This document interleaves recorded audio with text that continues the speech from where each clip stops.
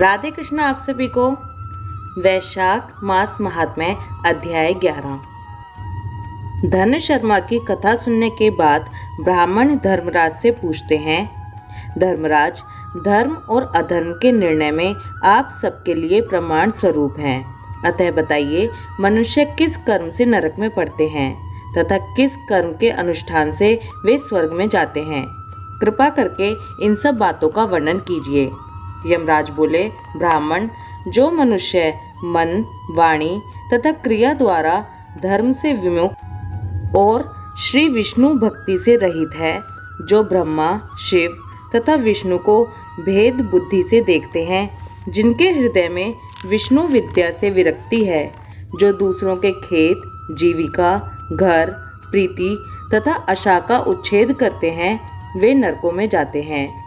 जो मूर्ख जीविका का कष्ट भोगने वाले ब्राह्मणों को भोजन की इच्छा से दरवाजे पर आते देख उनकी परीक्षा करने लगता है, उन्हें तुरंत भोजन नहीं देता, उसे नरक का अतिथि समझना चाहिए। जो मूढ़, अनाथ, वैष्णव, दीन, रोगातुर तथा वृद्ध मनुष्यों पर दया नहीं करता तथा जो पहले कोई नियम लेकर पीछे अजितेंद्रियता के कारण उसे छोड़ देता है, वह निश्चय ही नरक का पात्र है। जो सब पापों को हरने वाले दिव्य स्वरूप व्यापक, विजयी, सनातन, अजन्मा, चतुर्भुज, अच्युत, विष्णु रूप दिव्य पुरुष श्री नारायण देव का पूजन, ध्यान और स्मरण करते हैं, वे श्री हरि के परम धाम को प्राप्त होते हैं। यह सनातन श्रुति है। भगवान दामोदर के गुणों का कीर्तन ही मंगलमय है। वही धन का उपार्जन है तथा वही इस जीवन का फल है। अमित तेजस्वी देवादिदेव श्री विष्णु के कीर्तन से सब पाप उसी प्रकार नष्ट हो जाते हैं जैसे दिन निकलने पर अंधकार। जो प्रतिदिन श्रद्धापूर्वक भगवान श्री विष्णु की यशोगाथा का गान करते और सदा स्वाध्याय में लगे रहते हैं, वे मनुष्य स्वर्गगामी होते हैं। हे विप्रवर, भगवान वासुदेव के नाम जप में लगे हुए मनुष्य पहले के पापी रहे हों तो भी भयानक यमदूत उनके पास नहीं फटकने पाते। हे द्विजश्रेष्ठ, हरि कीर्तन को छोड़कर दूसरा कोई ऐसा साधन मैं नहीं देखता जो जीवों के संपूर्ण पापों का नाश करने वाला प्रायश्चित हो। जो मांगने पर प्रसन्न होते हैं, देकर प्रिय वचन बोलते हैं तथा जिन्होंने दान के फल का परित्याग कर दिया है, वे मनुष्य स्वर्ग में जाते हैं। जो दिन में सोना छोड़ देते हैं, सब कुछ सहन करते हैं, पर्व के अवसर पर लोगों को आश्रय देते हैं, अपने से द्वेष रखने वालों के प्रति भी कभी द्वेषवश अहितकारक वचन मुंह से नहीं निकालते, अपितु सबके गुणों का ही बखान करते हैं, वे मनुष्य स्वर्ग में जाते हैं। जो पराई स्त्रियों की ओर से उदासीन होते हैं और सत्व गुण में स्थित होकर मन, वाणी या क्रिया द्वारा कभी उनमें रमण नहीं करते, वे मनुष्य सर्वगामी होते हैं। जिस किसी कुल में उत्पन्न होकर भी जो दयालु, यशस्वी, उपकारी और सदाचारी होते हैं, वे मनुष्य स्वर्ग में जाते हैं। जो व्रत को क्रोध से, लक्ष्मी को डाह से, विद्या को मान और अपमान से, आत्मा को प्रमाद से, बुद्धि को लोभ से, मन को काम से तथा धर्म को कुसंग से बचाए रखते हैं, वे मनुष्य स्वर्गगामी होते हैं।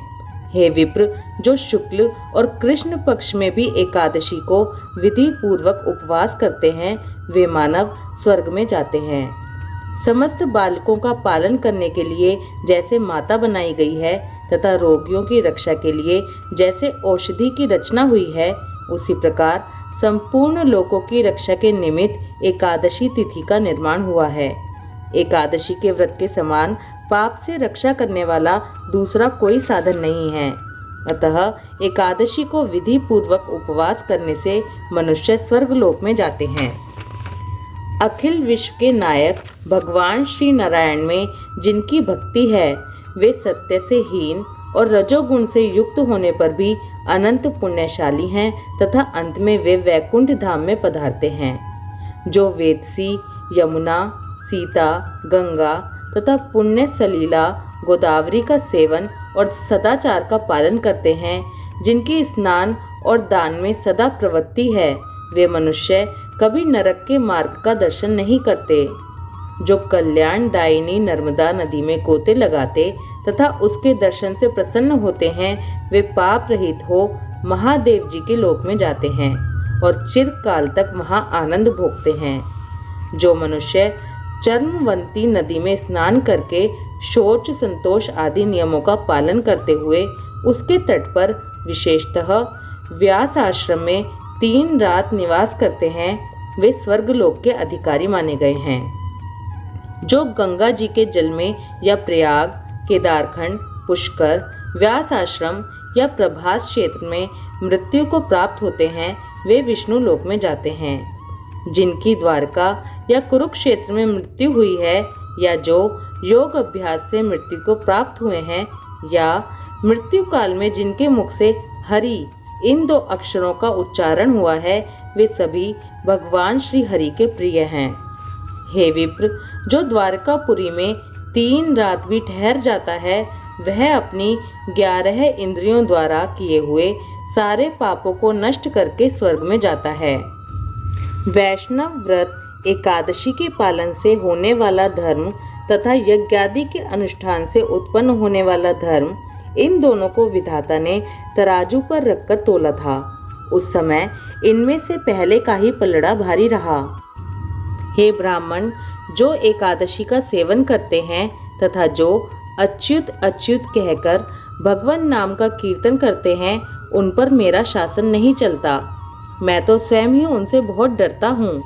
जो मनुष्य प्रत्येक मास में एक दिन अमावस्या को श्राद्ध के नियम का पालन करते हैं और ऐसा करने के कारण जिनके पितर सदा तृप्त रहते हैं, वे धन्य हैं, वे स्वर्गगामी होते हैं। भोजन तैयार होने पर जो आदर पूर्वक उसे दूसरों को परोसते हैं और भोजन देते समय जिनके चेहरे के रंग में परिवर्तन नहीं होता, वे शिष्ट पुरुष स्वर्गलोक में जाते हैं। जो मृत्यु लोक के भीतर भगवान श्री नर नारायण के आवास स्थान बद्रिकाश्रम में और नंदा सरस्वती के तट पर 3 रात निवास करते हैं, वे धन्यवाद के पात्र और भगवान श्री विष्णु के प्रिय हैं। हे ब्राह्मण, जो भगवान पुरुषोत्तम के समीप जगन्नाथपुरी में 6 मास तक निवास कर चुके हैं, वे अच्युत स्वरूप हैं और दर्शन मात्र से समस्त पापों को हर लेने वाले हैं। जो अनेक जन्मों में उपार्जित पुण्य के प्रभाव से काशीपुरी में जाकर मणिकर्णिका के जल में गोते लगाते और श्री विश्वनाथ जी के चरणों में मस्तक झुकाते हैं, वे भी इस लोक में आने पर मेरे वंदनीय होते हैं। जो श्री हरि की पूजा करके पृथ्वी पर कुश और तिल बिछाकर चारों ओर तिल बिखेरते और लोहा तथा दूध देने वाली गौ दान करके विधि पूर्वक मृत्यु को प्राप्त होते हैं, वे मनुष्य स्वर्ग में जाते हैं। जो पुत्रों को उत्पन्न करके उन्हें पिता पितामहों के पद पर बिठाकर ममता और अहंकार से रहित होकर मरते हैं, वे भी स्वर्गलोक के अधिकारी होते हैं। जो चोरी डकैती से दूर रहकर सदा अपने ही धन से संतुष्ट रहते हैं या अपने भाग्य पर ही निर्भर रहकर जीविका चलाते हैं, वे मनुष्य स्वर्गगामी होते हैं। जो स्वागत करते हुए शुद्ध पीड़ा रहित मधुर तथा पाप रहित वाणी का प्रयोग करते हैं, वे लोग स्वर्ग में जाते हैं। जो दान धर्म में प्रवृत्त तथा धर्म मार्ग के अनुयायी पुरुषों का उत्साह बढ़ाते हैं, वे चिरकाल तक स्वर्ग में आनंद भोगते हैं। जो हेमंत ऋतु में सूखी लकड़ी, गर्मी में शीतल जल तथा वर्षा में आश्रय प्रदान करता है, वह स्वर्गलोक में सम्मानित होता है। जो नित्य नैमित्तिक आदि समस्त पुण्य कालों में भक्ति पूर्वक श्राद्ध करता है, वह निश्चय ही देवलोक का भागी होता है। दरिद्र का दान, सामर्थ्यशील की क्षमा, नौजवानों की तपस्या, ज्ञानियों का मौन, सुख भोगने के योग्य पुरुषों की सुखेच्छा निवृत्ति तथा संपूर्ण प्राणियों पर दया, ये सद्गुण स्वर्ग में ले जाते हैं। धनायुक्त तप भव सागर से तारने वाला है और पाप को पतन का कारण बताया गया है। यह बिल्कुल सत्य है, इसमें संदेह की गुंजाइश नहीं है। हे ब्राह्मण, स्वर्ग की राह पर ले जाने वाले समस्त साधनों का मैंने यहाँ संक्षेप से वर्णन किया है। वैशाख मास महात्म्य अध्याय 11 समाप्त। ओम माधवाय नमः। राधे कृष्णा।